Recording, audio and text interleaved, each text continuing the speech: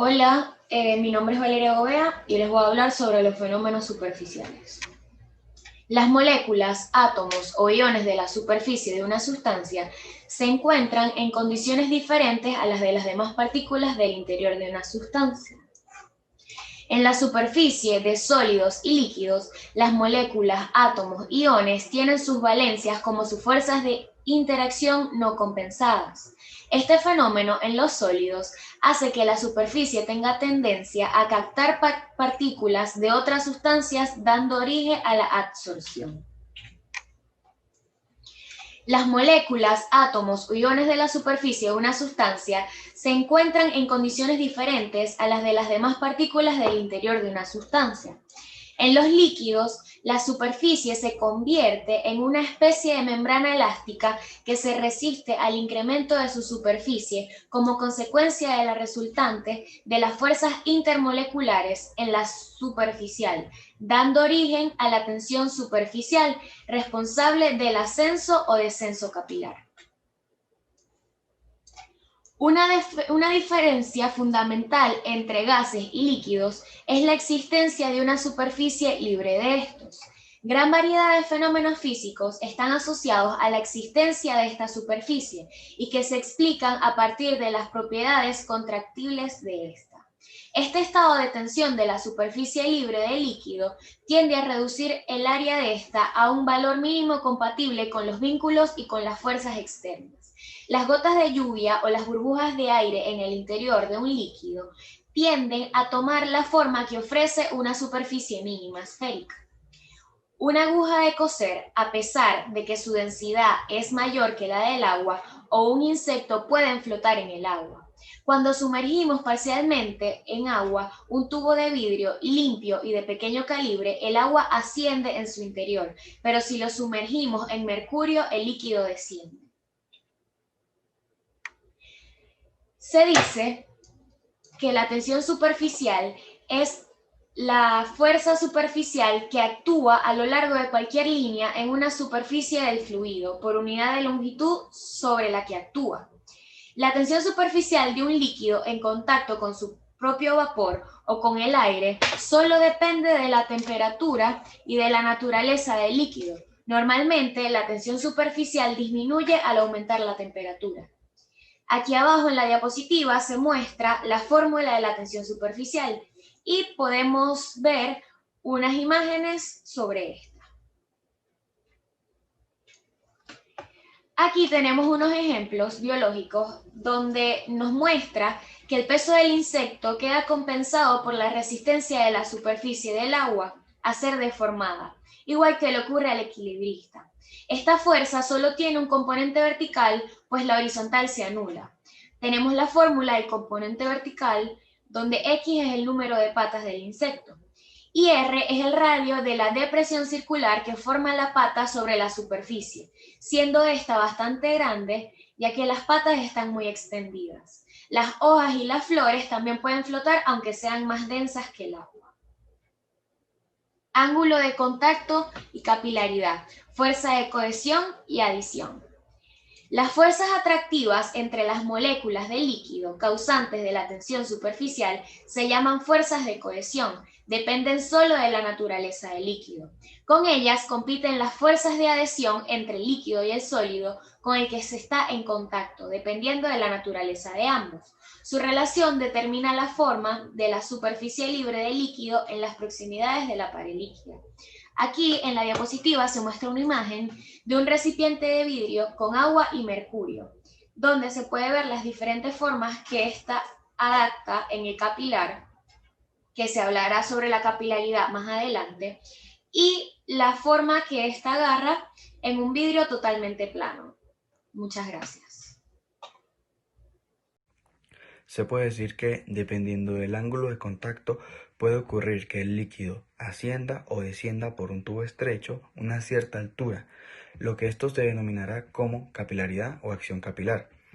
En efecto, en el equilibrio, el peso de la columna del líquido se compensará con la componente vertical de las fuerzas de cohesión y las fuerzas de adición no van a intervenir.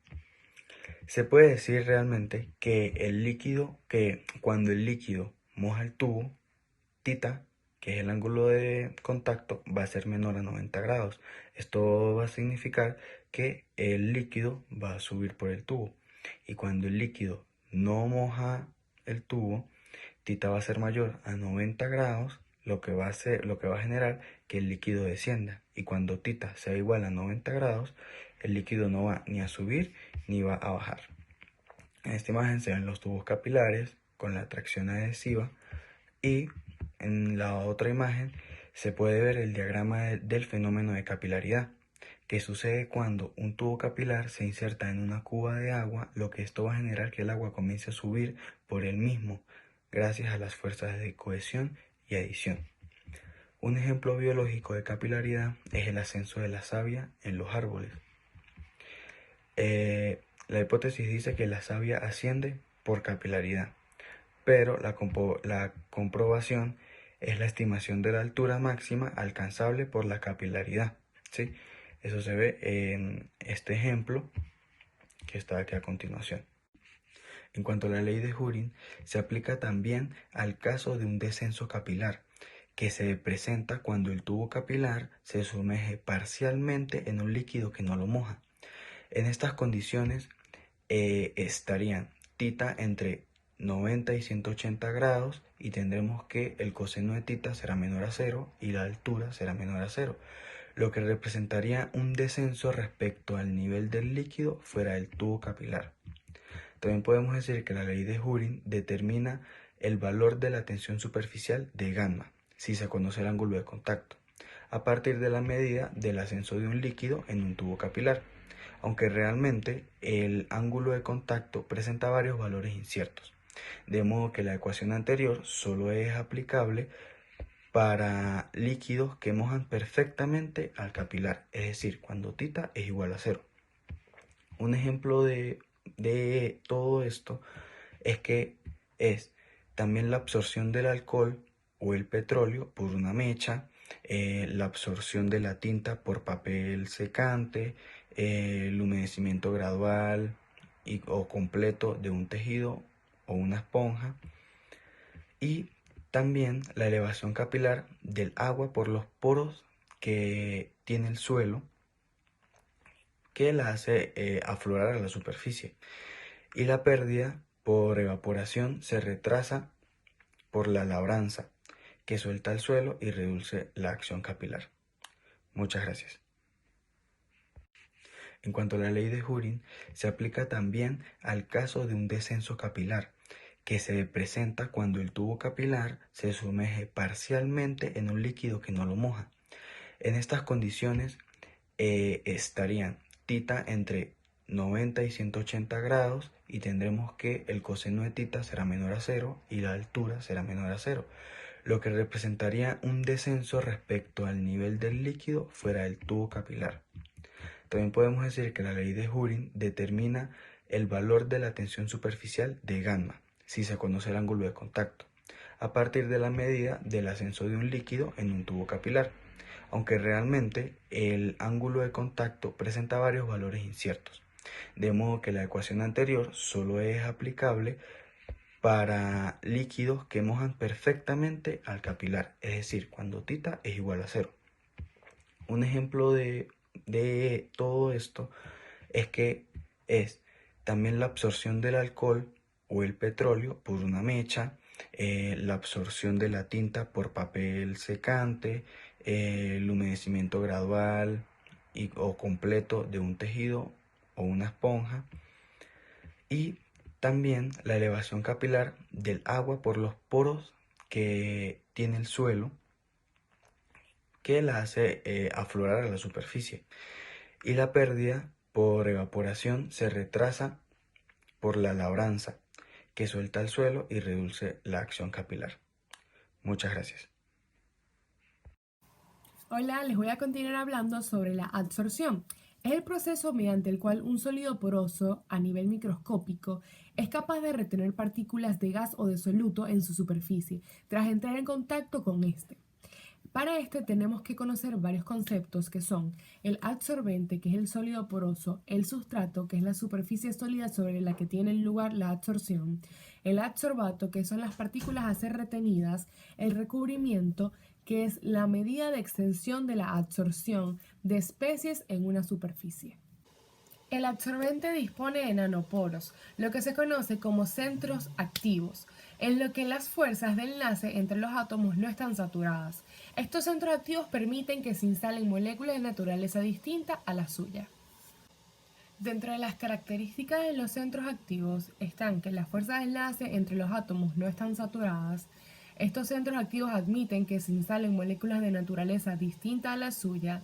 Y la adsorción es un proceso exotérmico y se produce por tanto de manera espontánea si el adsorbente no se encuentra saturado. En la adsorción física o fisisorción consiste en un enlace débil originado por las fuerzas de Van der Waals y en principio no hay una redistribución de carga en la molécula o átomo y la superficie. En la adsorción química o quisorción implica un cambio sustancial en la densidad electrónica entre substrato y adsorbato. La naturaleza del enlace puede ser intermedia entre iónico y covalente. La físico-química estudia los equilibrios que se dan en los procesos de adsorción. La base del estudio lo constituyen las isoternas de adsorción, que estas son representaciones gráficas en la cantidad de sustancia absorbida frente a otras variables como la presión o la concentración y la temperatura. Acá podemos ver los diferentes tipos de isoternas que hay, que se dividen en área 1, bajas presiones, la absorción llega directamente proporcional a la presión. En el área 2, a mayor presión, mayor absorción. Área 3, las altas presiones, donde la obstrucción se mantiene constante a pesar del incremento de presión. Y en cuanto a la temperatura, es a mayor temperatura, menor de absorción.